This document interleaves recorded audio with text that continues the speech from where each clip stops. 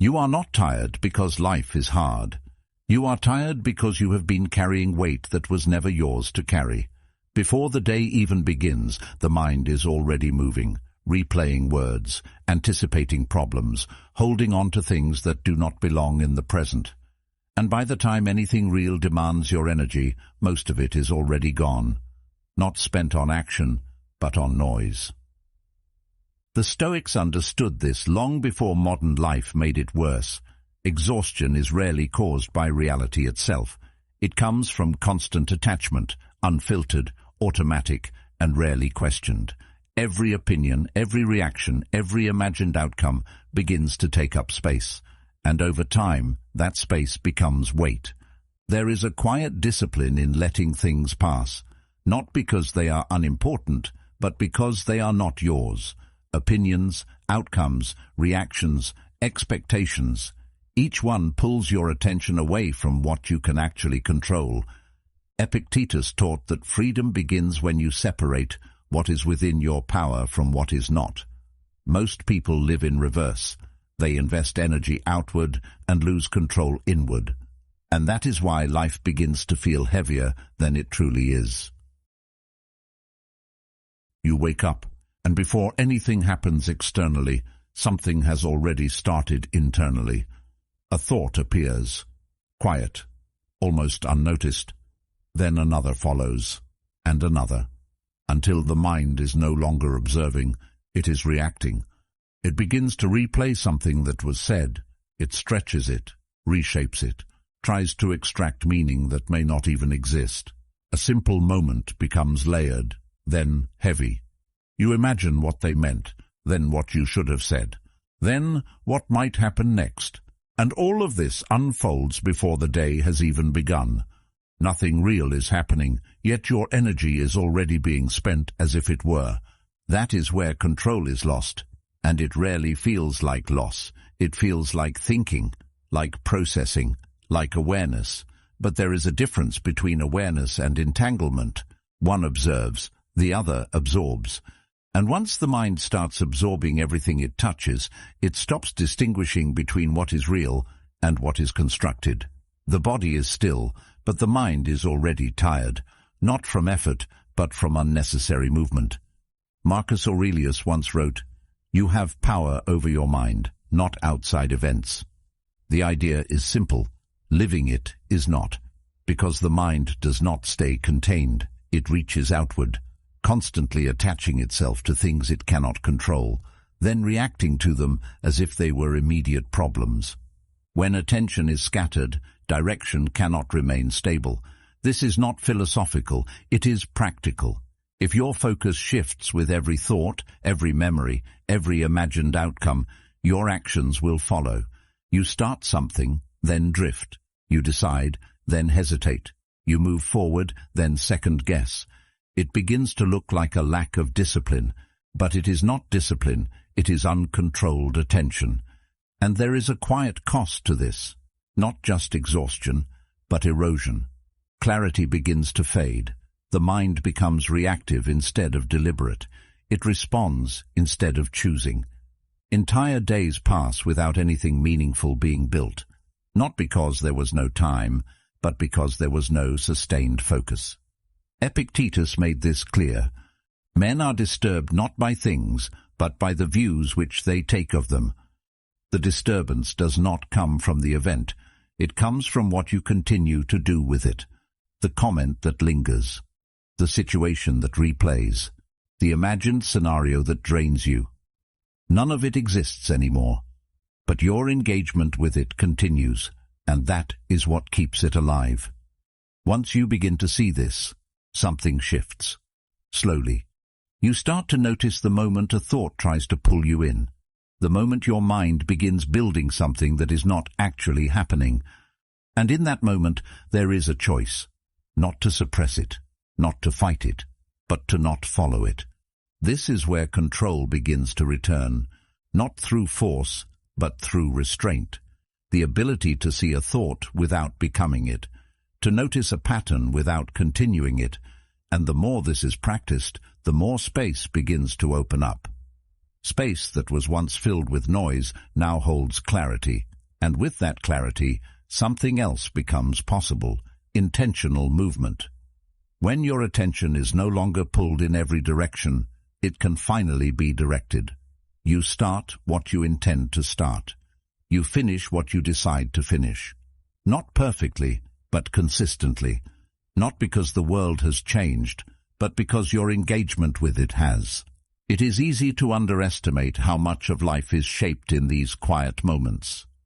Before conversations, before responsibilities, before anything external demands your attention. Because if those moments are already filled with unnecessary weight, everything that follows is affected. But when they are clear, even slightly, the entire day shifts. This is not about eliminating thought. It is about choosing which thoughts deserve continuation. Not every mental movement requires your participation. And once you understand that, the mind begins to settle. Not into silence, but into order. And in that order, energy is preserved, not wasted on repetition, not drained by imagination, not scattered across things that do not matter. It becomes available again, for action, for focus, for direction. And that changes everything. If this way of thinking resonates, take a moment to subscribe, not just for more content, but as a decision to keep returning to clarity. Because the more you expose your mind to discipline instead of noise, the more control you begin to build, quietly, steadily, and on your own terms. Because when you begin the day without carrying everything from the past or anticipating everything in the future, you arrive in the present with something rare. Not just awareness, but control. The mind does not arrive in this state by accident. It learns slowly and quietly through repetition. Each reaction becomes a signal. Each moment of overinvestment becomes a form of instruction. When something small happens and you respond as if it were significant, the mind takes note. When you give attention to something that has no real consequence, the mind records it as important.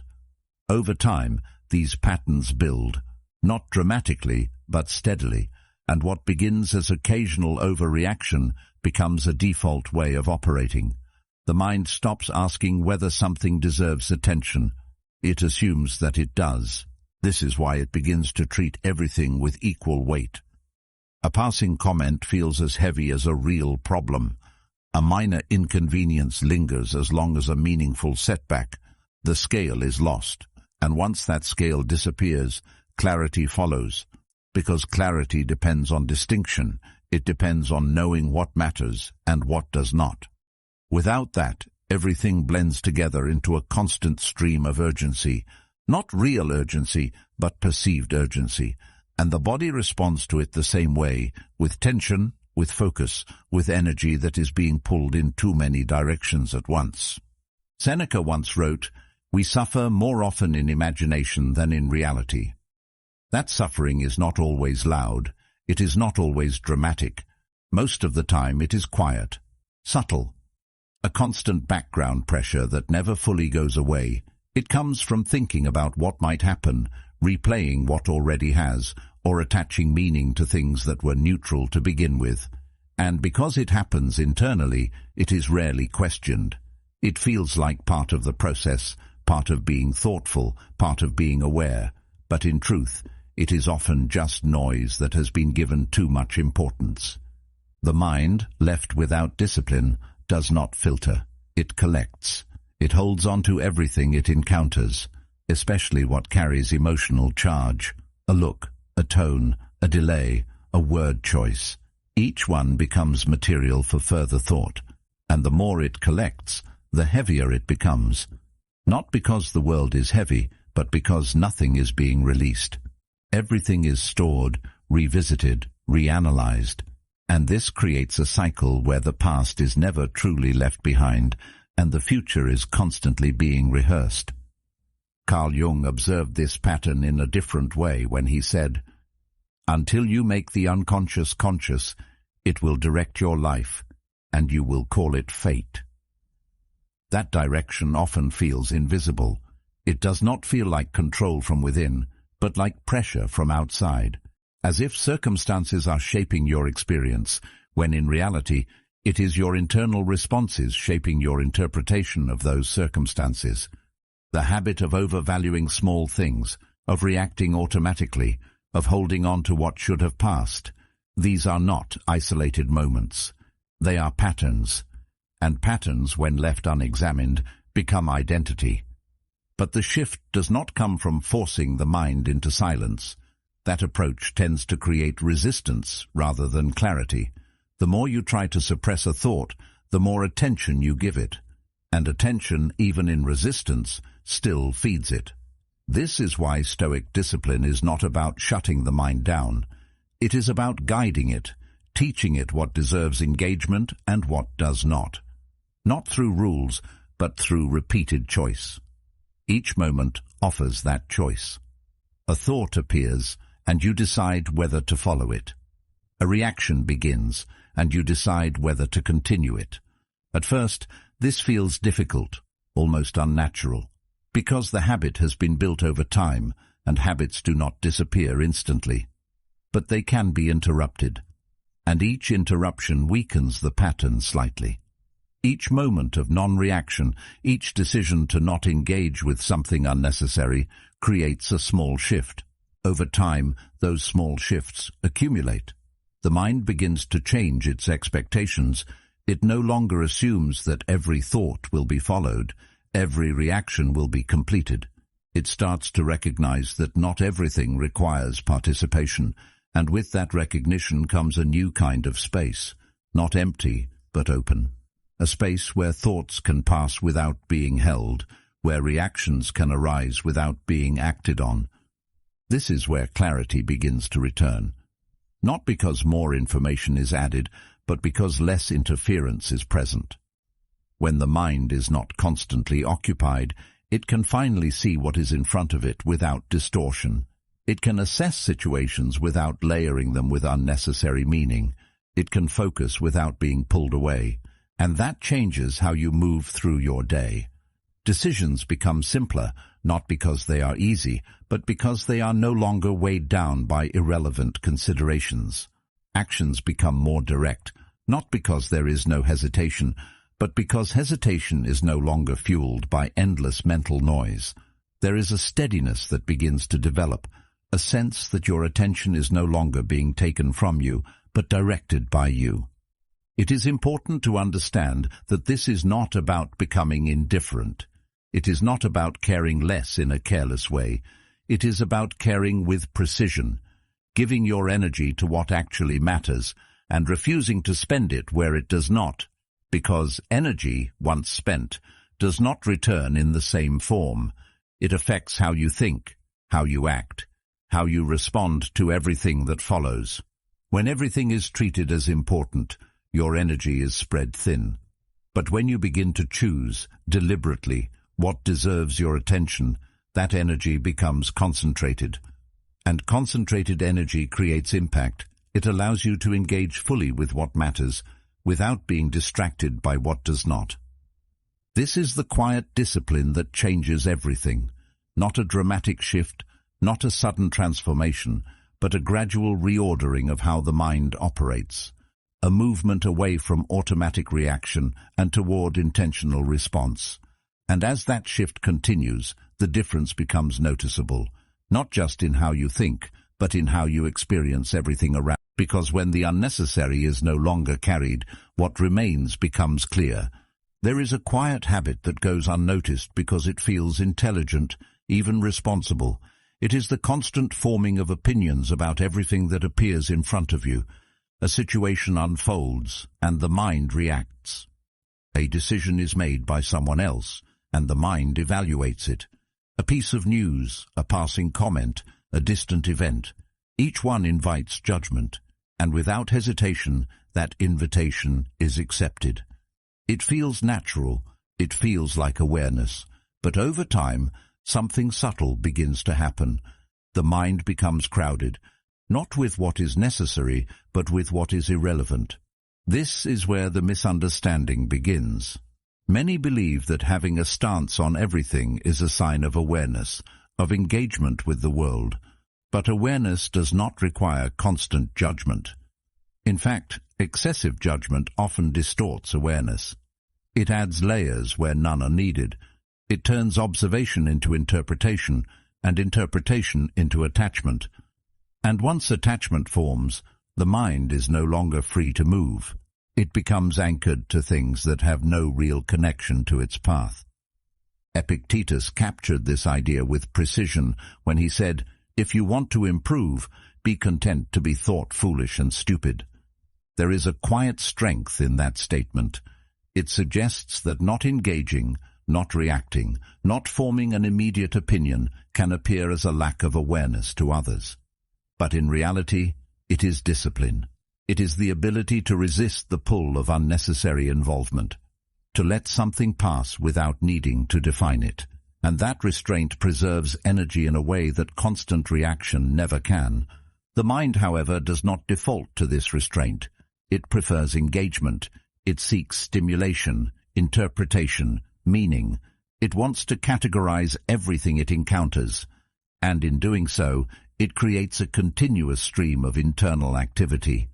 This is why it feels difficult to step back, not because it is impossible, but because it goes against a pattern that has been reinforced repeatedly. Each opinion formed, each reaction completed, strengthens the habit. Over time, this habit creates a subtle but constant pressure, not overwhelming, but persistent.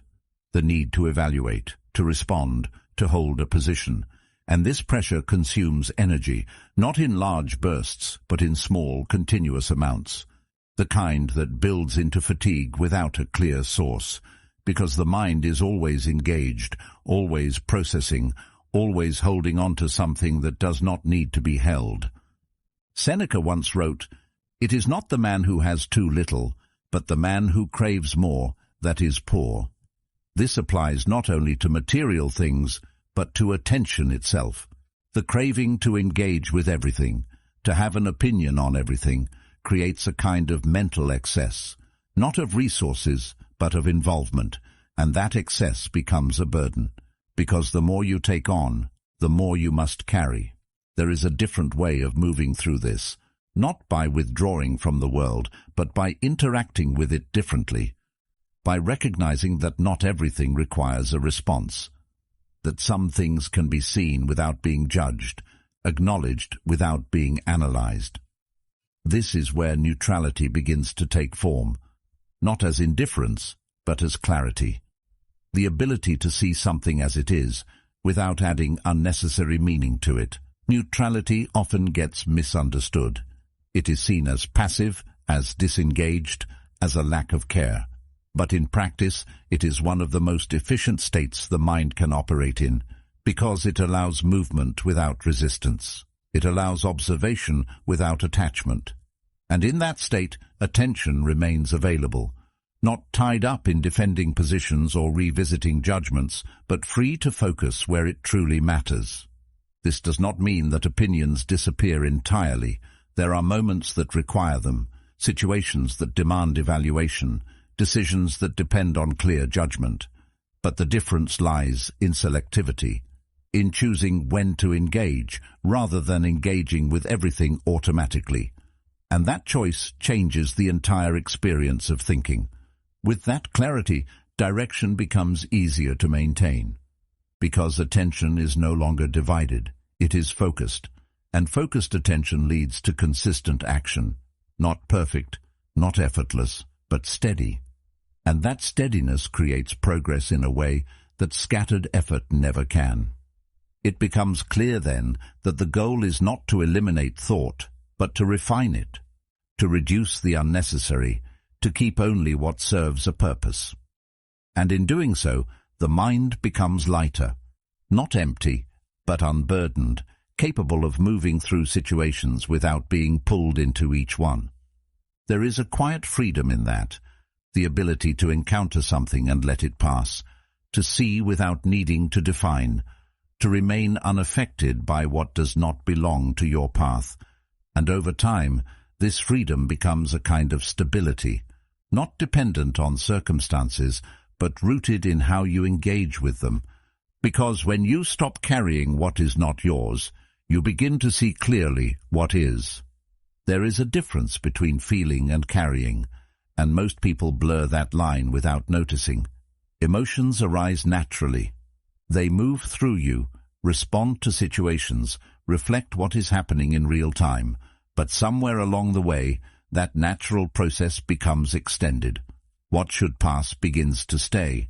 What should be observed begins to settle, and slowly, almost invisibly, you begin to carry more than you need to.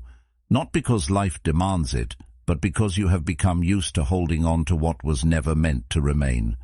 It starts in small ways. Someone is tense, and you absorb that tension. A conversation shifts, and you carry it with you long after it ends. Something goes slightly wrong, and instead of adjusting and moving forward, it lingers in your mind, coloring everything that follows. None of these moments are significant on their own, but together they create a pattern, a steady accumulation of emotional weight that builds throughout the day, then carries into the next. This is where exhaustion begins to take shape. Not from physical effort, not from real challenges, but from the constant presence of unresolved emotional residue. It is subtle enough that it often goes unnoticed, but persistent enough that it cannot be ignored. You feel it in the way your thinking slows down, in the way your reactions become heavier, in the way even simple tasks start to feel more difficult than they should, and yet, when you look for the source, nothing seems large enough to justify it. Marcus Aurelius once wrote, "If you are distressed by anything external, the pain is not due to the thing itself, but to your estimate of it." That estimate is what turns a moment into a burden. It is what extends the lifespan of an emotion far beyond its natural duration. Because the event itself is brief, it happens and then it is gone. But your interpretation of it, your continued engagement with it, that is what keeps it alive. And as long as it remains active in your mind, it continues to consume energy. The difficulty is not in recognizing this once it is pointed out. It is in noticing it while it is happening. Because the process feels automatic. A reaction occurs, and before you can observe it, you are already inside it, already thinking about it, already feeling it, already carrying it forward. And by the time you become aware of it, it has already taken root. This is why so many people believe that emotional weight is unavoidable, because they only see it after it has already been accepted. Seneca once observed, "We are more often frightened than hurt, and we suffer more from imagination than from reality." That suffering is not always dramatic. It is often quiet, internal, stretched over time. It is the result of continuing to engage with something that has already passed. And when you begin to see that, you also begin to see where your energy is being spent. The idea is not to become indifferent. That is a misunderstanding that often leads people away from this practice. Indifference suggests a lack of care, a disengagement from experience. But what is being developed here is not indifference, it is selectivity. The ability to feel without holding, to notice without carrying, to respond without extending the response unnecessarily. When you start to apply this, the change is not immediate, but it is noticeable. You begin to see how often emotions are picked up without question, how often you accept what is not yours, and once you see it, you can begin to interrupt it. Not perfectly, not every time, but enough to create a difference, enough to reduce the accumulation, and as that accumulation decreases, something else begins to emerge, a sense of lightness, not because nothing is happening, but because you are no longer adding to what is already there. Situations still arise. People still behave in ways you cannot control. Outcomes still shift. But your relationship to these things changes. You experience them, but you do not carry them forward in the same way. This changes how you move through your day. Reactions become shorter. Recovery becomes faster. The space between events and your response becomes clearer. And within that space, there is control. Not control over what happens, but over how long it stays with you. There is also a noticeable shift in how you think. When the mind is not weighed down by accumulated emotion, it becomes sharper, more focused, less reactive. Decisions are made with greater clarity, not because they are easier, but because they are not being filtered through layers of unnecessary feeling. Action becomes more direct. Movement becomes more consistent. Over time, this practice becomes less effortful. What once required conscious attention begins to feel natural. The mind starts to release things more easily. It no longer assumes that every emotion must be held, every reaction must be extended. It begins to trust that letting go is not a loss, but a form of efficiency. And this efficiency changes everything, because energy that was once spent on carrying is now available for doing, for focusing, for building. The difference is not always visible from the outside, but it is clear internally. There is less friction, less resistance, more flow between thought and action. It becomes clear then that emotional weight is not determined by the world, but by your interaction with it. Not by what happens, but by what you continue to hold. And once you begin to release what is unnecessary, you realize how much of that weight was optional all along. There is a quiet pattern that shapes most days, and it rarely comes from anything significant. It comes from small things, a short comment that lingers longer than it should, a delay that interrupts your rhythm, a minor inconvenience that shifts your mood just enough to affect what follows. None of these moments are large enough to define the day on their own, but they do not exist in isolation. Each one leaves a trace, and those traces begin to accumulate. What starts as a minor disruption becomes a series of interruptions, and those interruptions begin to fragment your focus. At first, it feels manageable. You notice the disruption, you react, and you move on. But the reaction does not always end when the moment passes. It carries forward. It stays in your thinking. It influences your next action. It colors your next interaction. And by the time another small disruption appears, your state has already shifted. Not dramatically, but enough that your response is slightly different, slightly heavier, slightly less focused. And this continues throughout the day. What makes this difficult to recognize is how insignificant each moment seems.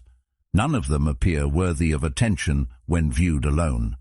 But together, they form a pattern that shapes your experience more than any single major event. Because consistency, even in small things, has a compounding effect. And when that consistency is built on reaction rather than away from what you were originally doing. Epictetus once said, "Don't demand that things happen as you wish, but wish that they happen as they do happen, and you will go on well." There is a kind of stability in that perspective. It does not remove disruption, but it removes the resistance to it. And resistance is what extends the impact of a small event. The delay itself is brief, the comment itself is momentary, but the resistance to it, the internal push against what has already occurred, that is what gives it duration. When you resist, you stay connected to the disruption. You replay it, you analyze it, you respond to it again internally, and in doing so, you keep it active. What could have been a passing moment becomes something that follows you, not because it needs to, but because you have given it continued attention, and attention, once given, tends to sustain whatever it is directed toward. Over time, this pattern creates a noticeable effect. You remain busy, constantly moving, constantly doing something, but at the end of the day there is a sense that nothing meaningful has progressed. Not because there was no effort, but because the effort was divided, pulled in different directions by a series of small reactions, each one taking just enough focus to disrupt momentum, but not enough to seem significant on its own. Marcus Aurelius wrote, "The impediment to action advances action. What stands in the way becomes the way." That idea changes how disruption is viewed. Instead of seeing it as something that interrupts progress, it becomes something that can be absorbed into it. Not by forcing it to be useful, but by refusing to let it derail you. The disruption remains, but your response to it shifts. And that shift determines whether it becomes an obstacle or simply part of the process. This is where control begins to reappear, not through eliminating what interrupts you, because that is not possible, but through stabilizing your response to it. When your state remains steady, the disruption loses its power to extend beyond its moment. It happens, it is acknowledged, and then it passes. It does not follow you into your next action. It does not alter your focus. It does not become something you carry. There is a difference between noticing something and being moved by it. Noticing is neutral. It allows you to see what is happening without becoming entangled in it. Being moved by it, on the other hand, shifts your internal state. It pulls your attention away, it alters your thinking, it changes how you act.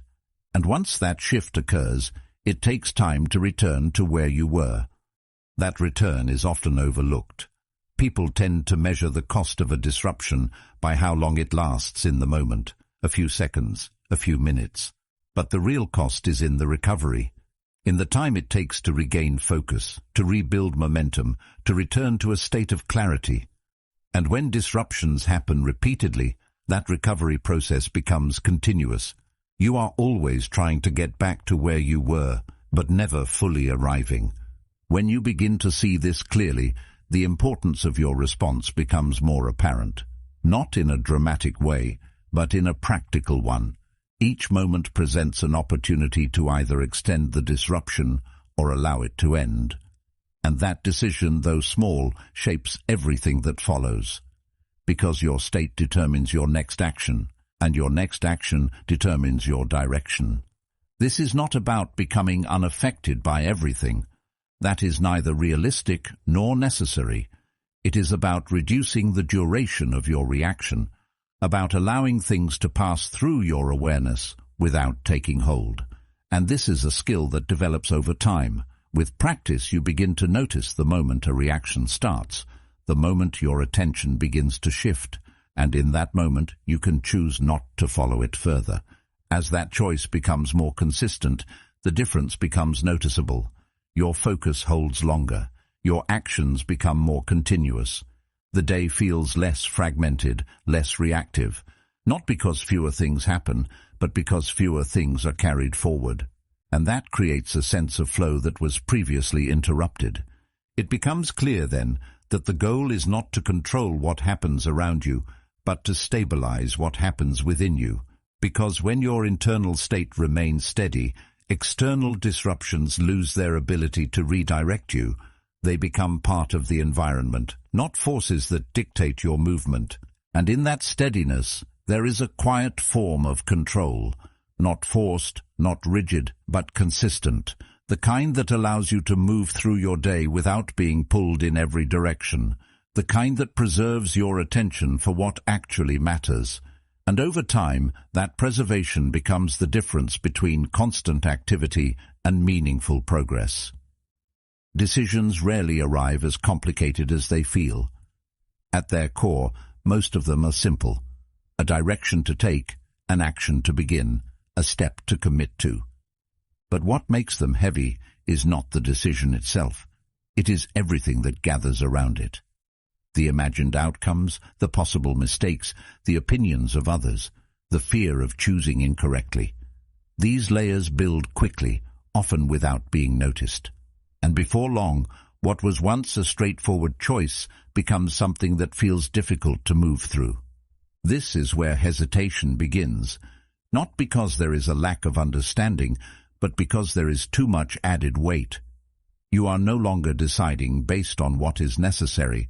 You are negotiating with possibilities that do not yet exist. Each imagined outcome introduces a new variable. Each variable demands consideration. And with each added layer, the decision becomes more complex, not in reality, but in perception. The mind begins to loop. It returns to the same possibilities, the same concerns, the same imagined consequences. Not because it is discovering something new, but because it is searching for certainty. And certainty in most decisions does not exist in advance. It is created through action, through movement, through engagement with reality. But as long as the mind remains in the loop, waiting for clarity to appear before acting, nothing changes. This is where the distinction becomes important. There is a difference between thoughtful decision-making and overinvestment. Thoughtful decision-making looks at what is relevant, considers what is within your control, and then moves forward. Overinvestment, on the other hand, attaches meaning to things that are outside of your control. It asks questions that cannot be answered in advance. It tries to solve outcomes before they have occurred, and in doing so, it creates a sense of difficulty that was not originally there.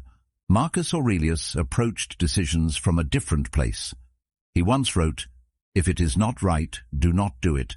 If it is not true, do not say it."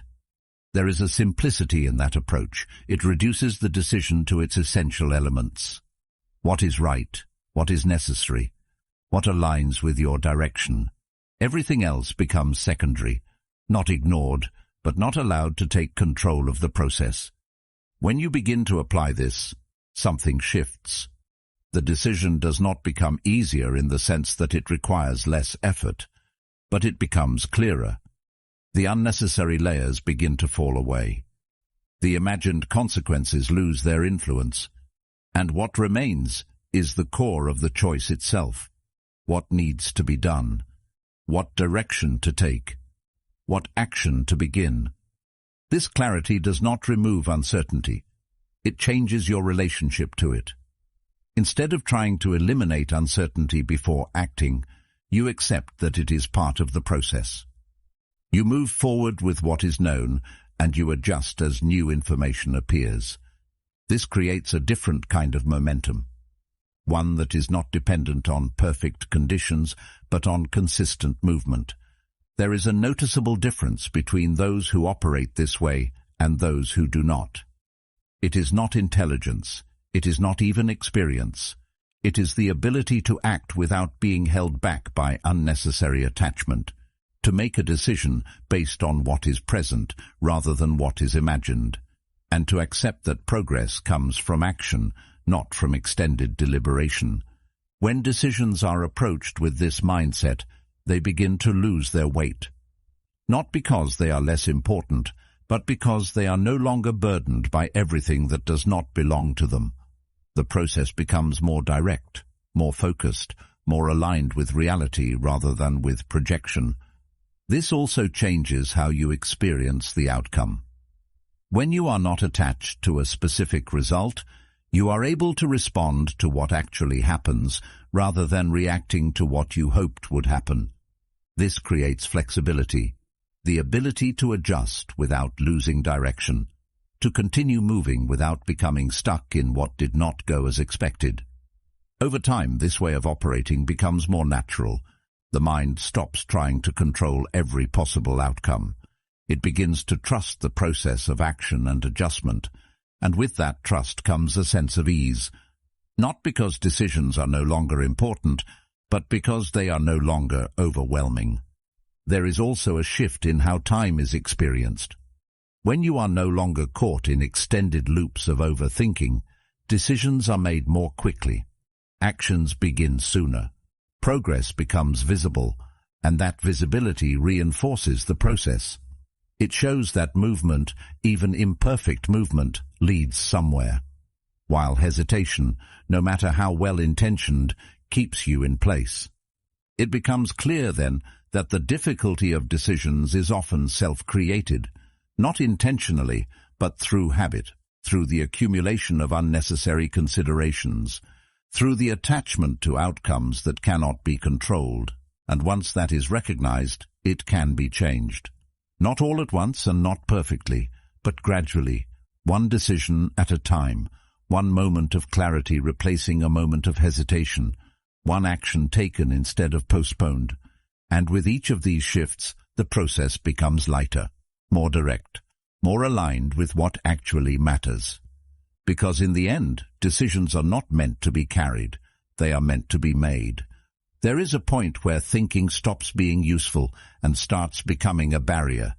It feels productive at first.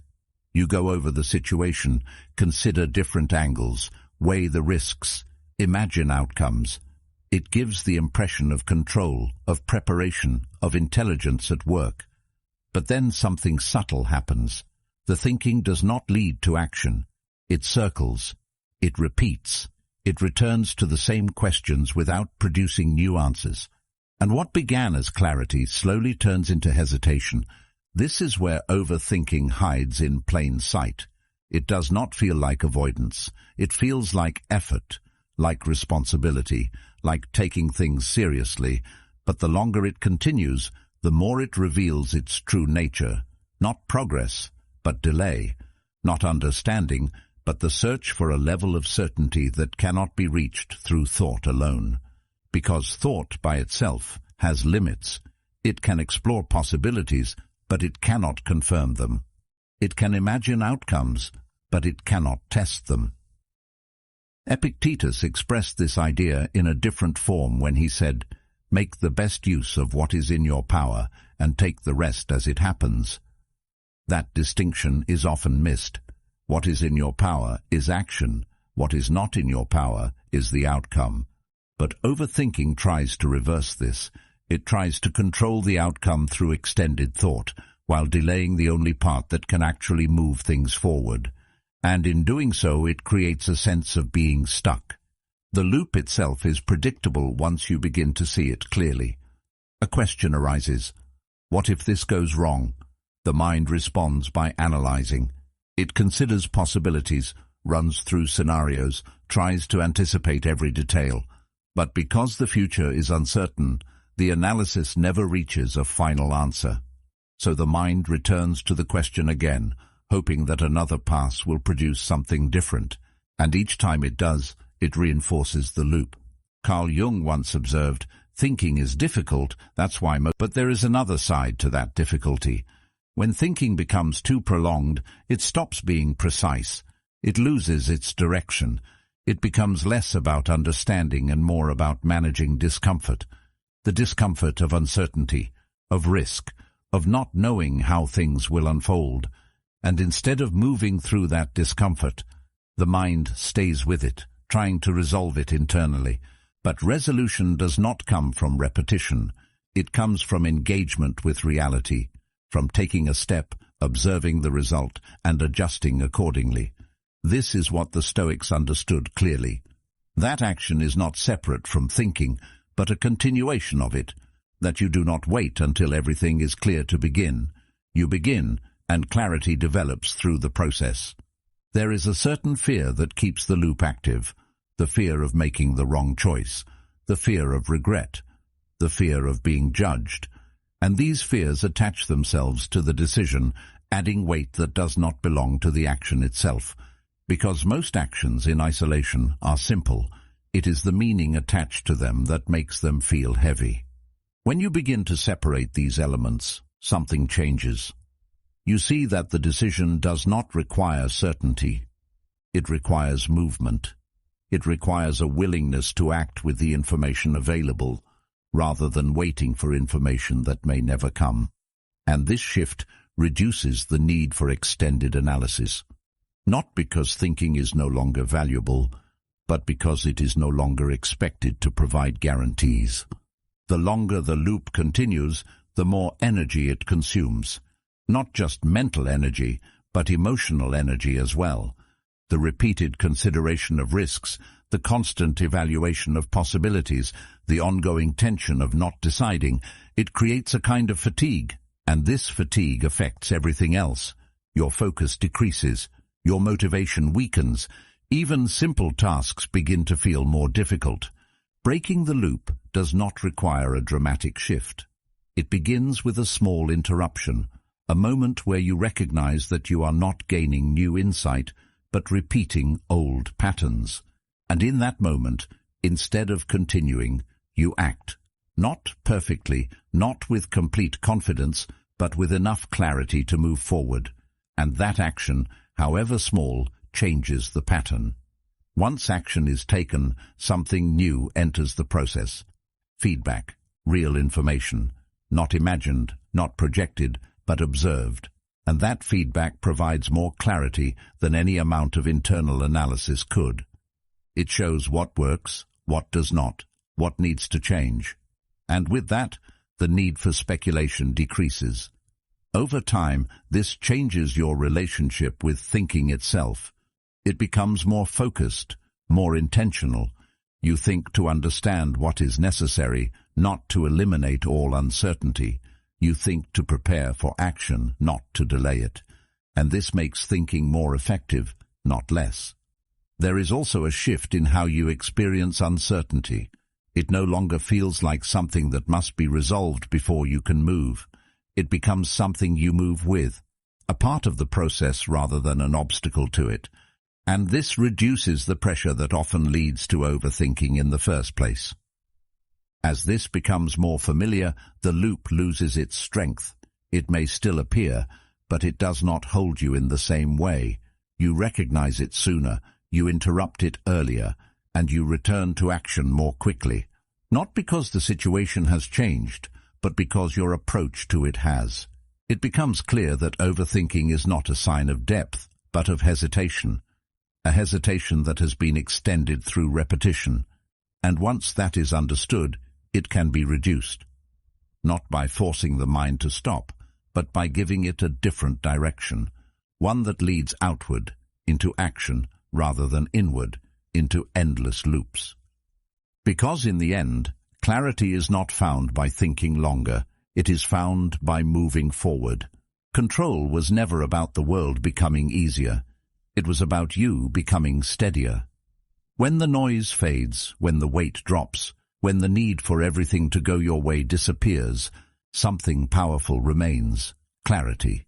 And from that clarity, every step becomes more direct, more intentional, more yours. If this shifted something in you, don't let it end here. There's another video on your screen that will take this even deeper. Watch it while this mindset is still fresh. And thank you for being part of Stoic Journal.